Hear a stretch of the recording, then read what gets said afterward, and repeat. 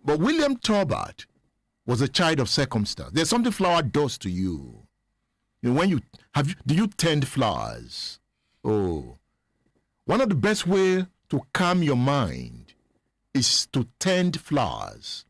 Flowers are beautiful. When you tend them, you take care of them. Love flowers. You see, you become a bit soft. But what happened to William Tolbert? The first time I saw Guru Maharaji live, Guru Maharaji came in a mysterious way. The mystic of Guru Maharaji. He came with flowers. I could remember that year. While Guru Maharaji was walking into Splash FM, that was the first time. See, he came with his people. They were dressed in white garments, red garments. They were with flowers. You see the way they were walking in. Some Splash FM people began to run away. Tito was still alive. Tito ran into the studio. Said, Maharaji is here. Why Maharaji I was studying the mystic. I said, oh, good. The way they were sprinkling flowers everywhere. As they sprinkled the flowers, I would pick up the flowers and hold them to my heart. There was this big flower that Guru Maharaji came with into the studio. Immediately he dropped it. I grabbed it. If there is power in that flower, I have taken it. I grabbed it, but I didn't run with it. So Guru Maharaji was looking at me. No, I didn't. It's like, come, let me hug you. I can hug you. I wanted to show Guru Maharaji my love, the love in my heart. So there was no fear. And when the question time started, Guru Maharaji saw it, that perhaps there is something about me that he needs to understand. But I need to tell you this story about the power of mystery. But the flowers he came with were so soothing. I was not looking at him. I was looking at the beautiful flowers. So what he saw, the love he saw, was my love for flowers. While others were looking at his beard, I was looking at his flowers. Do you have some flowers? Give your wife some flowers. Plant some flowers in your compound. Make the place beautiful. Our environment is no longer beautiful. We have long, tall fences. You don't even see the beauty of the house anymore. We have caged ourselves. So even when we planted flowers, we have caged the flowers. Sheyi Makinde has not planted flowers. Mr. Governor, plant some flowers. Mr. Governor, plant some flowers so that the city is beautiful. Our road median, they are so static. And, let's give them some life. Plant some trees. Plant some trees. Stop cutting down all the trees. I don't understand why. Let the birds sing for us. Let's plant some trees. If I have the chance to govern, we will plant trees around Africa. There will be flowers. Our cities will be beautiful. The roads will be so beautiful. Our schools, the way we will construct our schools. In the last 30 years, the way we have been constructing private schools, public schools, remain the same. Our classrooms, the way we construct them and arrange the chairs, does not offer opportunities for deep learning. We just arrange the children like sardine. We don't even show value. You go to a classroom, you see about 60 pupils. How can a teacher teach them well? Beautiful Nubia talks about the time.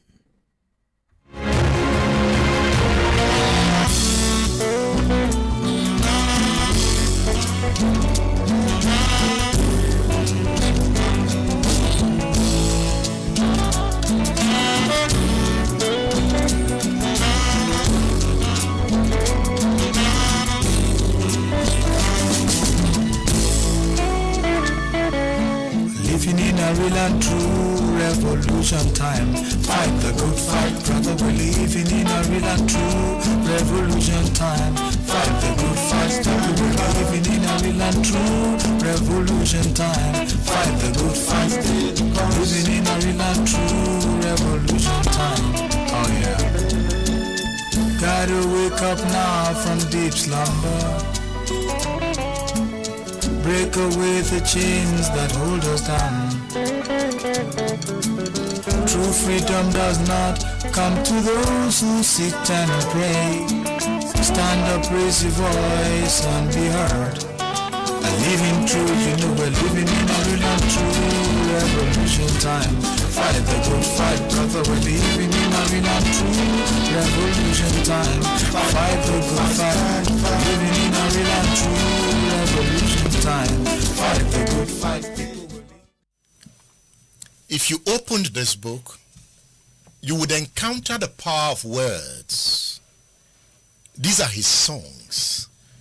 Back to Come is one of the songs here.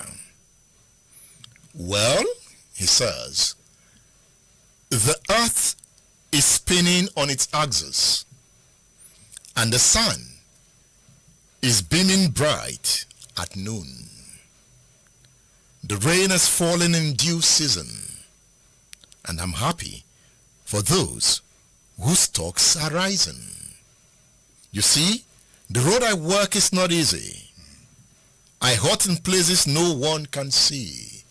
Where do you hurt? Oh yeah, places no one can see. Can I see it? No one can see them one day. Why? This applies to all of us. We all carry our silent scars and our hurts, you know.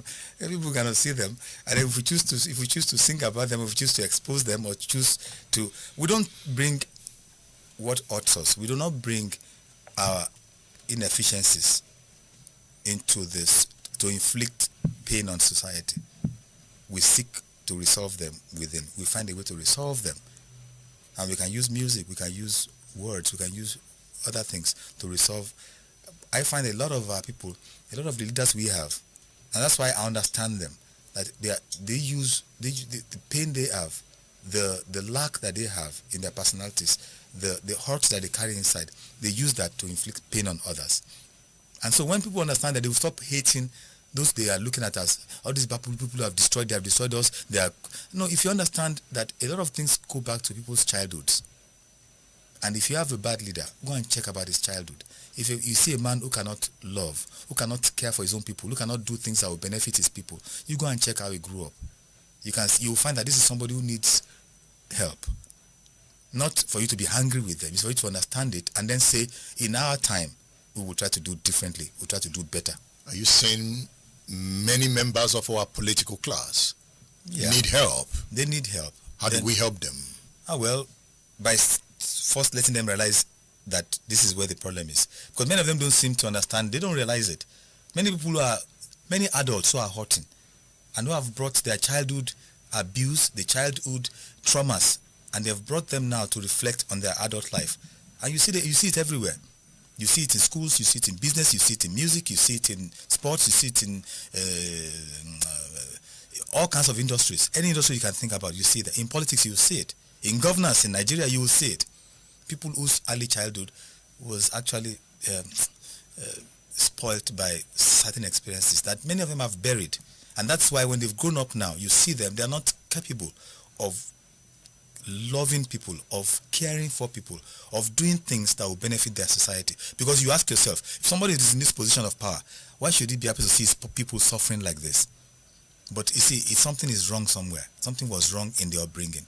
Those who have been brought up well, those who have been fed love from early childhood, they will do better things for their societies. So we need to understand these people. We need to understand and then tell ourselves, not to judge them, not to castigate them, but tell ourselves that we should learn to do better, that we should raise our children properly now, because these are going to be the leaders of tomorrow. If you feed them love, if you teach them all the right principles of truth and hard work and honesty and humility and courage and perseverance and contentment, if you teach our children that, we create a generation that is thinking like that, this country will be. That's why I believe this country is going to change. Things are going to change. All over Africa, we're going to see change. It seems like a dream now, but yeah, we talked about dreams already. Dreams do come true. State Affairs with Edmond Below is live.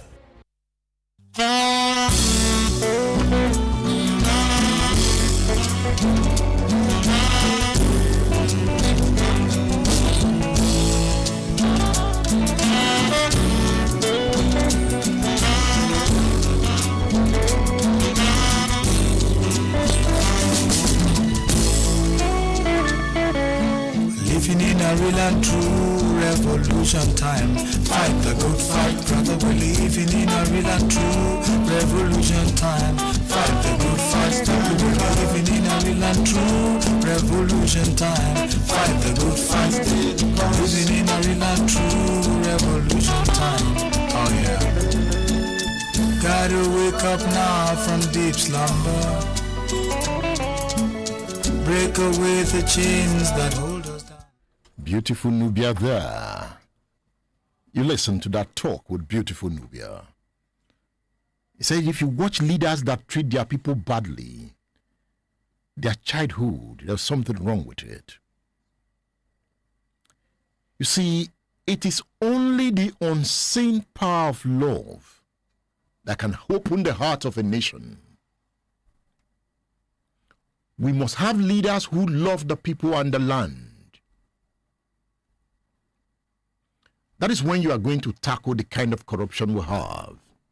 You know, the kind of corruption we have is disorganized. You cannot control and distribute wealth the way it should be done. That is why corruption should be tamed. That is why the state is a tool to distribute wealth. That is what politics is about. Who gets what? That is why there is government. That is why you now set the rules. You now have rule of law. The essence is to systematically distribute wealth, the resource of the state. So when the rule of law is weak, that is when corruption comes in. People grab it. Some do well with it. And because they grab it, they hide it. You cannot locate it. So it becomes distorted. That is the effect of corruption. It becomes distorted. It is when wealth is organized, whether by a dictatorship or whatever form of government, when you organize the resource of a state, then you can use it systematically to drive development. That is why China, not being a democracy, is wealthy. It has a system to organize the resource of the state and deploy it effectively. You have the monarchs in Saudi Arabia, in UAE, in Qatar. They are not democracies, but they have a platform, a framework to organize wealth and distribute it effectively. We don't have that in Africa. Because we don't have it, people grab it. And when they grab it, they don't know the value. Most times they misuse it. Just imagine I call the photographer on the road now who is struggling to make. Many young Nigerians have not. So imagine that young boy immediately just hits 100 million. He goes mad. That's why you see why Yahoo boys, they go mad. They don't know what to do with the money. They begin to spend. And that's what happens to politicians when they steal billions. They don't know what to do with it. So the next thing, he builds one house here, build another house, they buy this car, and he parks all the cars. He drives one in a year. He's mad. He builds houses everywhere. They are empty. Nobody's buying them. Nobody's living there. There's something wrong with his brain. He has gone mad. You know, money can drive you crazy. Can make you sleepless. You won't sleep.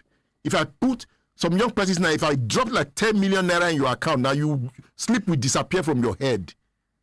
You won't know what to do. You will run mad. And that is why money must not come that way. Money must come in an organized way. That is why most gamblers are wasteful. He makes money today, tomorrow he's broke. Money must come in an organized way. That is the essence of the state. Having said that, let's go back to Liberia. And what are the lessons to learn from William Tolbert? He became the president of Liberia in 1971. He tended his gardens with care, cultivating beauty amid growing unrest. William Tolbert was born in 1913 into Liberia's privileged class as a descendant of freed American slaves who had established the country in 1847. He rose within the true Whig Party, which had controlled Liberian politics since 1878. After serving as vice president under William Tubman, Tolbert assumed the presidency in 1971, following Tolbert's death. You know, Nnamdi Azikiwe wrote a book on Liberia. His PhD thesis was about Liberia in world politics. So if you follow the diplomacy of the Nigerian Civil War, there's a prominent name that mattered in that diplomacy, William Tubman. At some point, Nnamdi Azikiwe left Biafra, saying he wants to go and see William Tubman. That's a story for another time. But Nnamdi Azikiwe's PhD thesis is on Liberia in world politics. Though Tolbert initially pledged reforms, his government fell in a violent overthrow 9 years later. While Tolbert advocated for Pan-Africanism, even chairing the Organization of African Unity in 1979, domestic unrest intensified under his rule. What was the issue? The indigenous majority in Liberia had started grumbling that they have never governed. How come is the Liberian that have been governing for over a century? So by this time, tensions were boiling over. The William Tubmans and the Tolberts of this world did not see. Tubman did not learn from the Nigerian Civil War because he was one of the top statesmen in Africa at the time who were trying to settle the Nigerian Civil War. But he did not learn that his own country was going to boil. He did not see that you must manage diversity. That if you don't, you will pay for it. At the moment, Nigeria is mismanaging its diversity. It is only the members of the political class that are enjoying the diversity because they are all in cahoot, ransacking the wealth of the state. Why the people are taking on themselves? Poverty is making war on the people. Violence making war on the people. It's expanding. Tolbert did not see it coming. That the Liberian did not think on time to redefine the state to meet the expectations of the indigenous people. They took it for granted. Indigenous majority, historically marginalized by the Liberian elite, grew increasingly discontent due to economic stagnation and corruption accusations. In April 1979, protests erupted over rice price increases, leading to the rice riots. Security forces killed dozens of demonstrators, and the brutal crackdown. 28-year-old Sergeant Samuel Doe, I said captain. Chief Bolaniwa corrected me. Yes. I have sergeant in my script. Thank you, Chief Bolaniwa. 28-year-old Sergeant Samuel Doe and 17 soldiers crept through the executive mansion halls. Gagan, dum, dum, dum, boom, gagan. Tolbert was tending his roses. Tolbert was sleeping. Tension was boiling in the heart of the people. Boom, boom, boom. The political class did not see it coming. So, on the 12th of April 1980, Sergeant Samuel Doe and 17 soldiers crept through the executive mansion hall. They went to the presidential residence. They found Tolbert. He was sleeping. He was in his pajamas. They opened fire on him.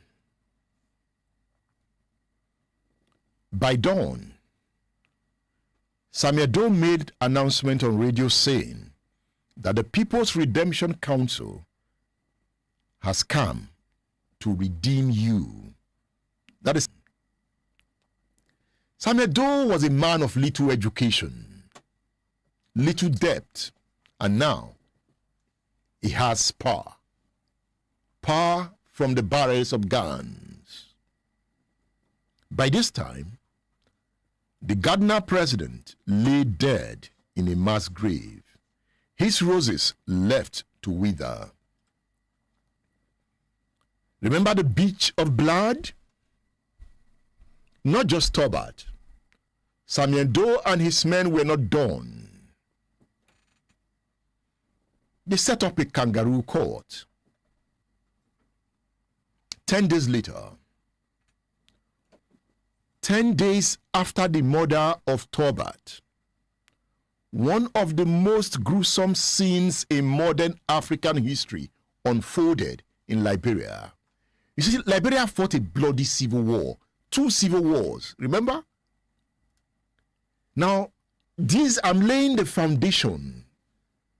These were the reasons the war came. They didn't see it coming. They didn't learn. 10 days later, one of the most gruesome scenes in modern African history unfolded in Liberia. At the Barclay Training Center beach, 13 of Tolbert's top officials, including the Chief Justice of Liberia, James Pearl, the Finance Minister under Tolbert, Frank Stewart, you can see their names, Frank Stewart, and the Foreign Minister under Tolbert, Charles Cecil Dennis, were stripped to their underwear, bound to poles, and they were executed by firing squad. 13 of them, former ministers, including the Chief Justice of Liberia, were executed in the open. Liberians were gathered watching. They were jeering at them. They were celebrating. They were singing. They were happy. But they were shooting the future. That is why extreme actions have dangerous repercussions. You saw the repercussion of the extreme actions of the January 1966 coup planners in Nigeria. Their action was also extreme. You saw the reaction. The reaction boiled over and it became a civil war. To every action, there is an equal and opposite reaction. The bad governance being inflicted on the Nigerian people is action. There is a reaction that is equal to it that will come from the people. They will resist in their own ways. Today, if you employ many Nigerians in your business, the first thing they do is how to steal from you. It is a reaction. That is all, not all Nigerians. You also have many good ones. Yahoo, fraud is a reaction against bad governance. Ritual killings for money is a reaction against bad governance. Kidnapping, terrorism. The declaration of the state of Biafra, an intention, is a reaction against bad governance. And if you fight it with bullet alone, you lose. You worsen it. Because more bullets will come. As you shoot more bullets, they get their own bullet and shoot back. To every action, there's an equal and opposite reaction. Because when you say the army is human being. The army comes from a family. When you say he's a soldier, it comes from a family now.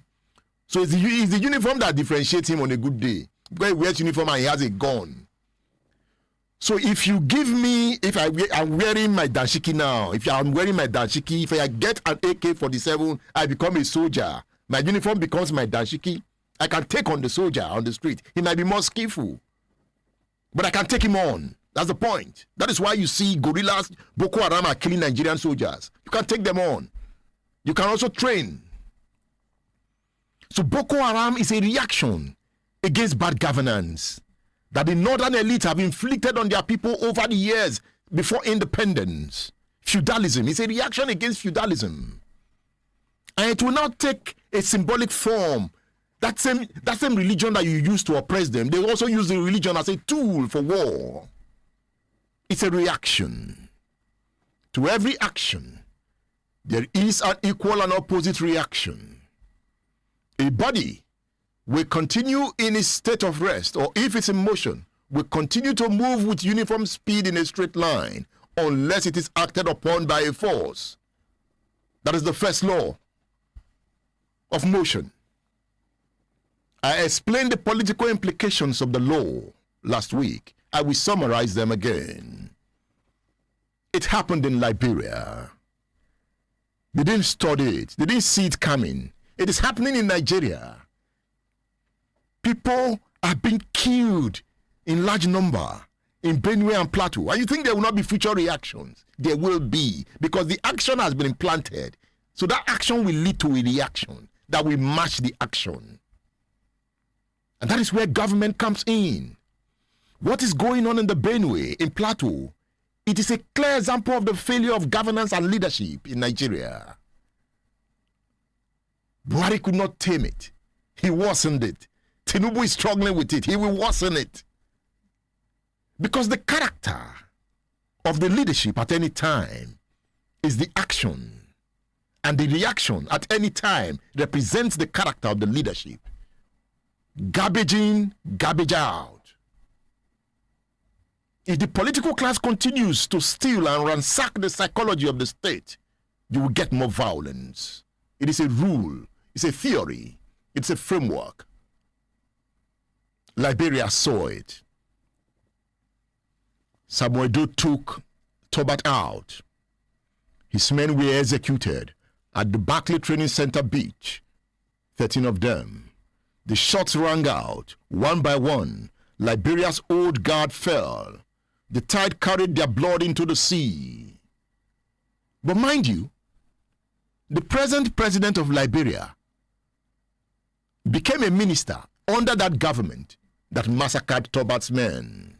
The present president became a minister under Samuel Doe. The lessons of history. Remember, Liberia produced the first female president in Africa, Salif. Have you read the history of Salif? History is beautiful. Charles Taylor came to Nigeria. The shots rang out, one by one. Liberia's old guard fell. The tide carried their blood into the sea. A crowd of onlookers, including foreign journalists, witnessed the killings which were broadcast worldwide. The executions symbolized the violent end of Americo-Liberian rule and plunged Liberia into an era of instability. Samuel Doe's regime from 1980 to 1990 replaced the old oppression with new brutality.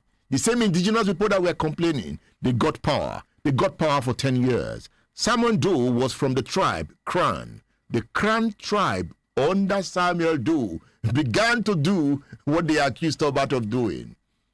The way Nigerians scream, Buhari has Fulanized government. Buhari has Fulanized government. Yorubas scream, this is unacceptable.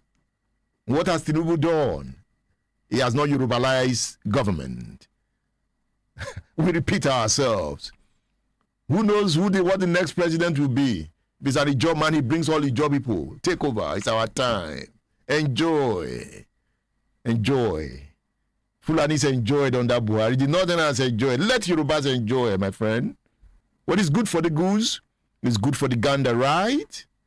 Let's enjoy. We are sowing the seeds of conflict as we go. Nigeria must not boil over. In 1985, Doe clung to power through a sham election, imprisoning opposition leaders like Ellen Sirleaf Johnson. Ellen Sirleaf Johnson. In 1985, Samuel Doe sent her to prison. She became one of those attacking Samuel Doe. The present president of Liberia was a minister in the government of Samuel Doe. Ellen Sirleaf Johnson was a Tolbert person. Samuel Doe sent her to prison. And the fraudulent victory of that 1985 so-called election destroyed the illusion of democracy. Then came September 9th, 1990. Another tribe man called Prince Johnson from another tribe, this time among the indigenous tribe, also got angry that the Crown tribe are dominating Liberia. What? Enough. We will not take it. Tribal issues. It started with a medical Liberian. Then Samuel Doe, the man from the Crown ethnic group, took over. Yemi Johnson and co. became angry. That enough. It must get to us. We fight on the basis of tribe, not our humanity. So rebel leader Johnson started a military action against Samuel Doe. I don't know how they captured him like a cock. They just grabbed the president, just like that. Rebels. They captured Samuel Doe. Samuel Doe was acting like a baby. I was watching it again. The same Samuel Doe that shot Tolbert was now crying. Don't kill me, Johnson. Johnson, don't kill me. Johnson, please, Johnson. I could watch Johnson. They tied him to a car. They turned on the camera. They began to drag him along the streets of Liberia. He was alive until they dragged him to death. They sliced off his ears while he screamed. The man who ended Tolbert's life begged for mercy as his own slipped away. After this break, you will listen to the story of Colonel Adeni Ushakwade retired. He fought in Liberia. He will tell us the story of the time. Stay tuned, stay cool.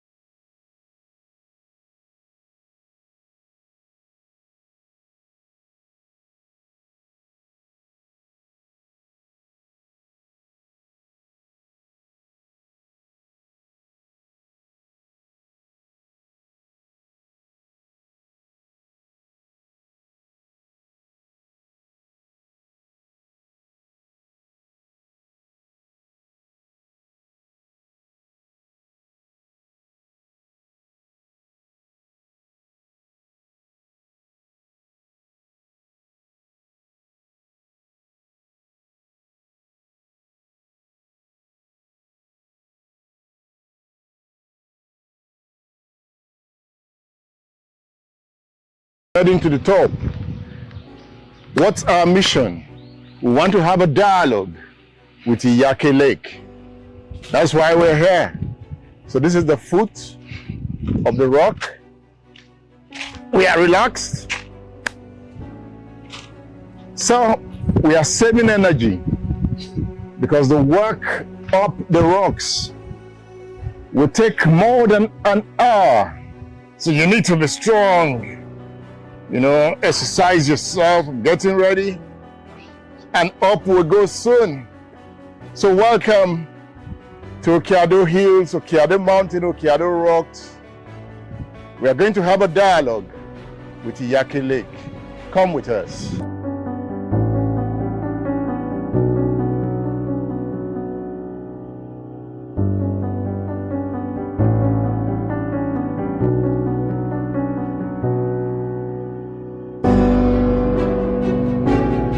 Up we go. The journey begins now. Yes, our tour guide is ahead of me. You can see him from Oyo State Ministry of Culture and Tourism. He's taking us up. This is the first gate, the gate into the rocks. You know, we have different rocks here, and Iyake Lake is at the top of one of the rocks. Let's go.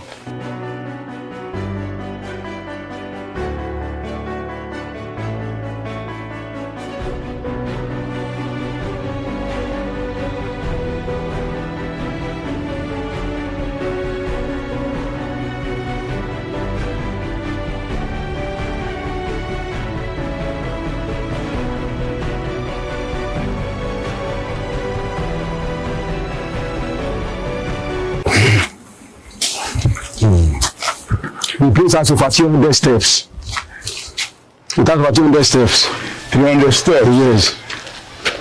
And in fact, we have about 16 sites there. 16 sites, 16 site. Yake is the most prominent one. Yake suspended lake is the most prominent one among them. On our way now, we first of all reach Isagi Hill. After Isagi Hill, we see Odoyalaro, we see Esiamu Agba. We see Yake suspended rock. If we move up, we see a second of the rock. We see Ogebangi Gira. We see Majakakan. We see Agbomafo Yake.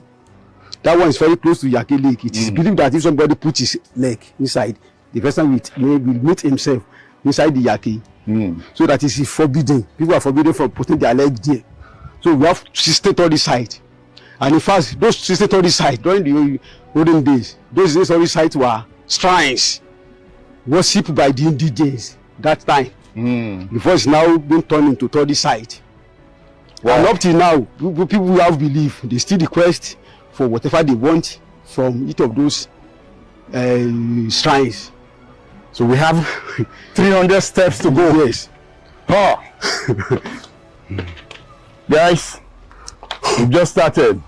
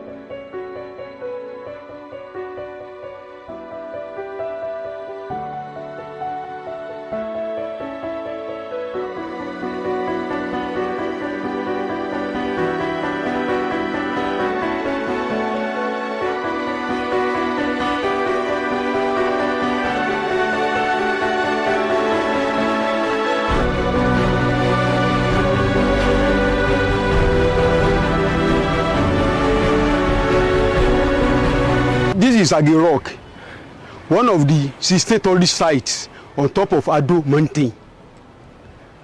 This rock is known for fertility and productivity. Mostly, it gives children for those who believe in it. Those who want children, they come from all nooks and crannies to come and worship it, to come and make their request, most especially for children.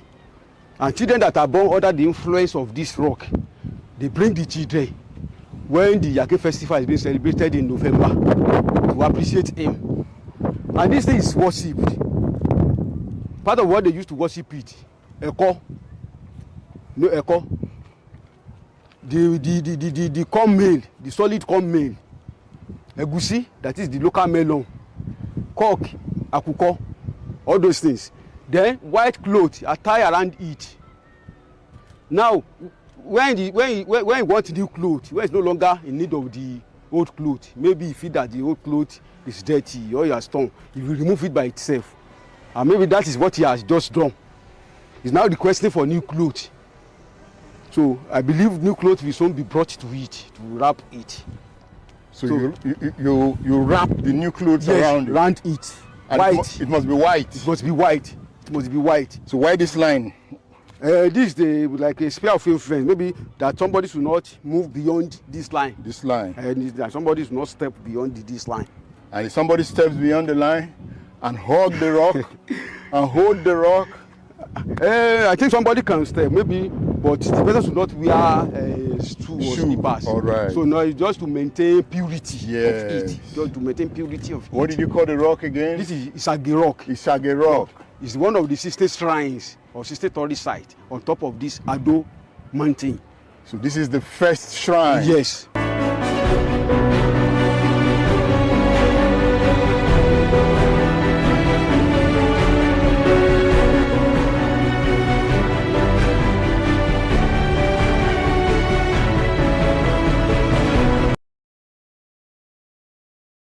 We are in Ado, Hawaii. So we are at the foot of Okiado Mountain, rock as the case may be. This is the foot. So from here we'll be heading to the top. What's our mission? We want to have a dialogue with Iyake Lake. That's why we're here. So this is the foot of the rock. We are relaxed. So we are saving energy because the work up the rocks will take more than an hour. So you need to be strong, you know, exercise yourself, getting ready, and up we'll go soon. So welcome to Okiado Hills, Okiado Mountain, Okiado Rocks. We are going to have a dialogue with Iyake Lake. Come with us.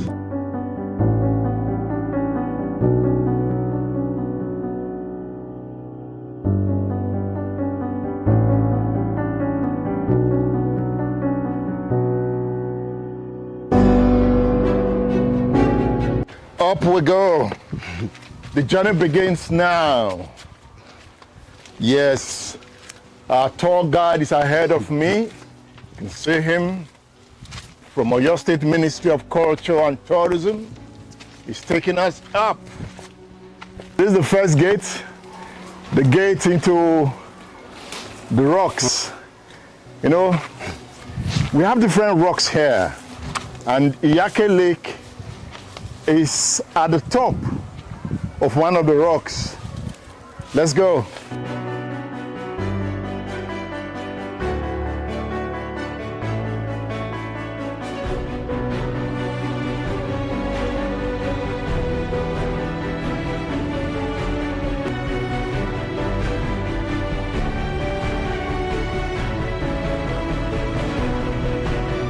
So for reach Isagi Hill.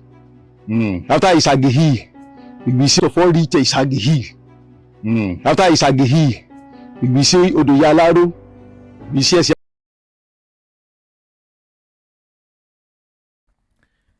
See, I was thinking the speed of development. How long did it take America to emerge from 1776 and became a superpower?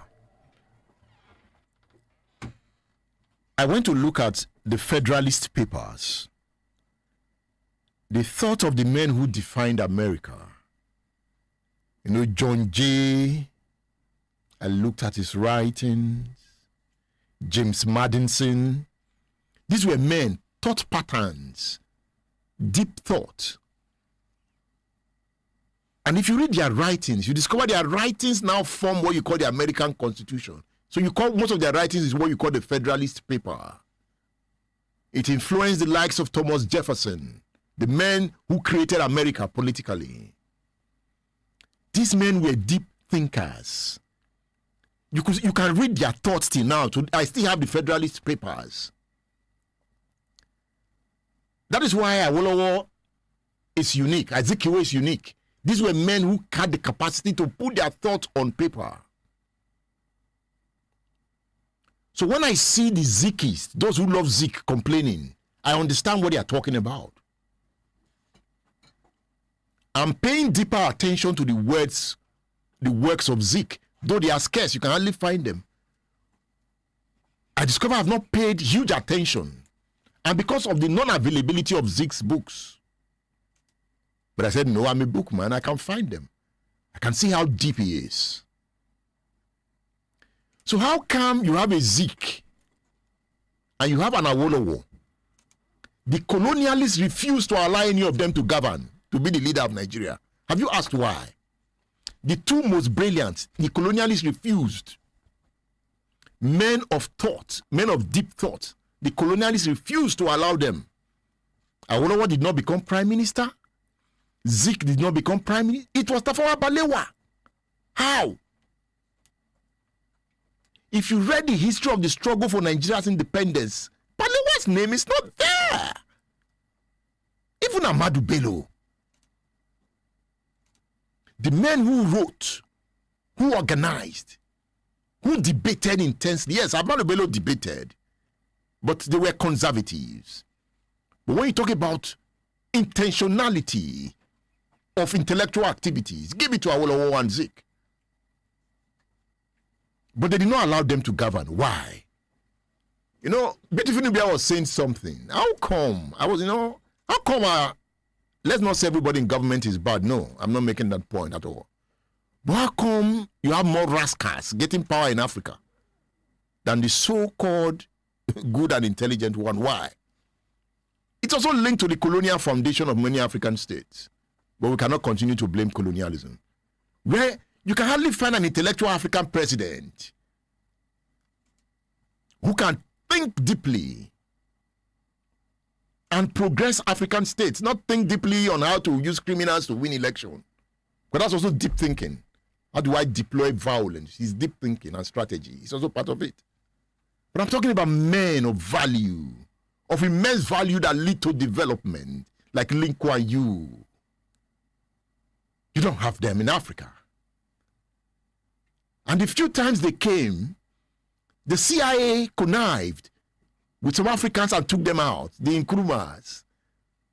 But Nyerere governed for 20 years. Nyerere did not develop Tanzania. I'm asking why. Okay. Ethiopia was not colonized too like Liberia, except when Italy invaded Ethiopia. There was that invasion of Ethiopia around 1930.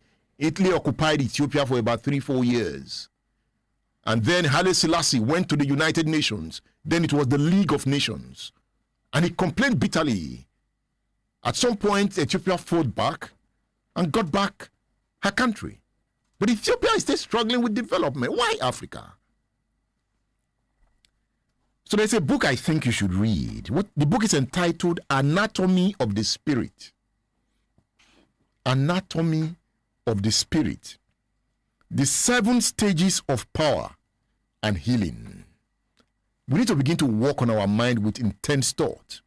So I bring this book to you. I've been looking for it. So in my last travel, I was able to get some copies. Anatomy of the Spirit. The 7 stages of power and healing by Caroline. The 7 stages of power and healing. You see, when you read books like this, you see that Europeans are deep thinkers. They are so strategic and deliberate. If you underrate Europeans, you make the biggest mistake of your life. Asia was at a higher level of development before the Renaissance. But the Europeans learned, and the way they took over the world and influenced America. Yes, international politics is about international interests. They are more interested in themselves. What about we? Why are we not interested in our own development? Why do we connive with outsiders to undermine us? Because if we did well, they will also collaborate with us to develop. They respond to our reading. If they know we are serious about development, they will collaborate too. They collaborated with South Korea. This transfer of knowledge. But because they know African leaders are not ready to develop their people, so they help them destroy it. Anatomy of the Spirit, the 7 stages of power and healing by Caroline Meese. You can get this book on udarabooks.com. You can also order it through my WhatsApp number. You can order the book through my WhatsApp number. Just chat with me on 080 999 18449. That is 080 999 18449. Anatomy of the Spirit. Another book I'm recommending to you is this book. It is the book of the day. The book of the day is Do Not Disturb, the story of political murder and an African regime gone bad. It's about the Rwandan genocide. It's about the Rwandan genocide. Yes, the lesson of history. Say it. Do Not Disturb by Michael Wrong. Do Not Disturb, the story of a political murder and an African regime gone, the lesson of history. Say it. Do Not Disturb by Michael Wrong. An excoriating work of immense courage and commitment, one that will surely make waves. Noel, the director of African Center for Strategic Progress, writes that in this searing prose and with damning evidence and compelling anecdotes, Michael Wrong provides a scrupulous, stirring, yet nuanced account of a reign of terror that set Rwanda and the whole African Great Lakes on fire. This masterly investigative book should be widely read. Yes, I can confirm that. Read this book. Do Not Disturb. Then the last book I'm recommending to you on this edition of the show is Formation, the Making of Nigeria from Jihad to Amalgamation. Formation, the Making of Nigeria from Jihad to Amalgamation. The title explains the book. Good book, written by Fola Fagbule and Feyi Fawemi. Formation, the Making of Nigeria from Jihad to Amalgamation. All the books are on udarabooks.com, and you can also get them through my WhatsApp number. You can order through my WhatsApp number 080 999 18449. That's my WhatsApp number. I have recommended 5 books to you. I started with the 10 Types of Human by Dexter Daz. I've recommended Snap Songs by Nee or Shudari. I've talked about Do Not Disturb by Michaela Wrong. And Formation, the Making of Nigeria from Jihad to Amalgamation. Then I talked about The Anatomy of the Spirit, my dear book. It deepens the mind and rattles your brain, and you begin to ask questions. The 7 stages of power and healing. Healing, how to heal your mind. You can heal yourself out of poverty by applying the right procedures. Velocity is speed measured in a given direction. Velocity is speed measured in a given direction.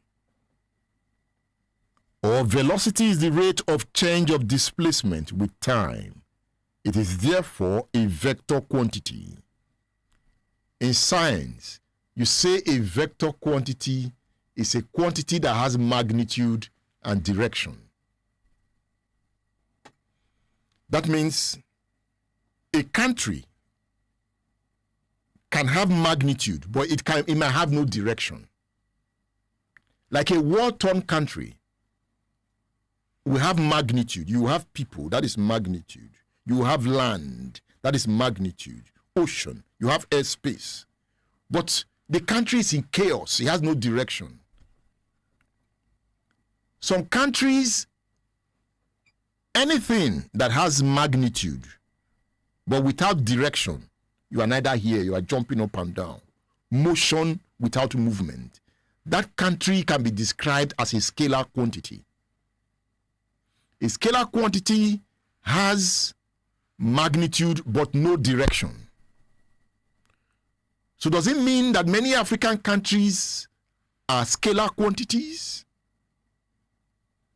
A country that has magnitude and direction is a vector quantity.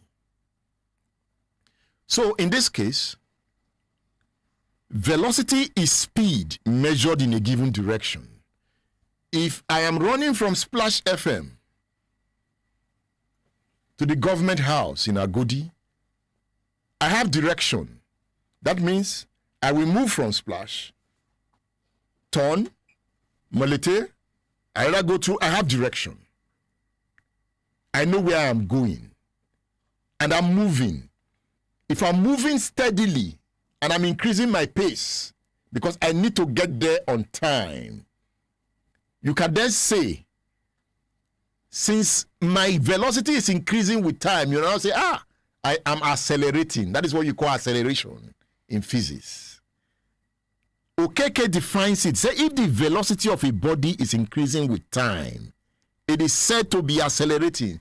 Countries that are advancing, developing in science and technology are accelerating. They are accelerating. Why countries that their speed is reducing with time, those countries are decreasing? Let's play Colonel Adeniyi Oshakwade. He talks about his time in Liberia.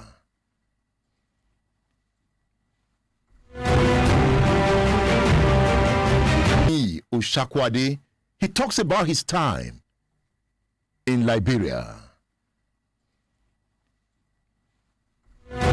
He now told Charles Taylor to leave, Monrovia and the rest.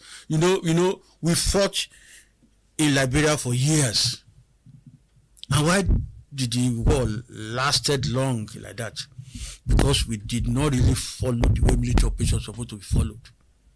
Explain. Good. Like I said, in military operation, when you are fighting military operation, when you are going for a military operation, there are 4 main functions that you need to follow sequentially. You have to finish one before you go to the other. The first one is finding the exact location of the enemy. And you need resources for that. You need the technology. That's why if we are going to bring in France to this country now to help us, we have to tell them the exact thing we want them to do. Give us technology to be able to identify the exact location where these guys are. Because they have the technology, they have the satellites, they have all what it takes. We don't need a large number of troops on ground from France. In Liberia, we didn't have all those things too. We were just sending our aircraft to go and look for them.